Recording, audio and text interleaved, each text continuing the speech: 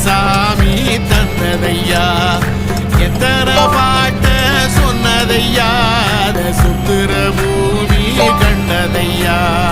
அடிச்சு வீசும் காத்துலையும் அந்த தகப்பனாச சுத்துதையா பிடிச்சு பூக்கும் விதையிலும் ஒரு வம்சத்து கதையே உள்ளதையா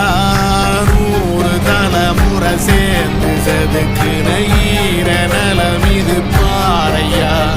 வாழும் வரையிலும் நீயும் விதைக்கிற கடமை இருக்கு கேளையா கோடி விளக்காயேந்தி கிடந்த